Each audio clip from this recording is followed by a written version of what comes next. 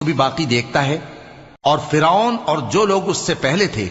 اور وہ جو الٹی ہوئی بستیوں والے تھے سب گناہ کے کام کرتے تھے، سو انہوں نے اپنے پروردگار کے پیغمبر کی نافرمانی کی تو اللہ نے بھی ان کو بڑا سخت پکڑا۔ جب پانی طغیانی پر آیا تو ہم نے تم لوگوں کو کشتی میں سوار کر لیا تاکہ اس کو تمہارے لیے یادگار بنائیں اور یاد رکھنے والے کان اسے یاد رکھیں۔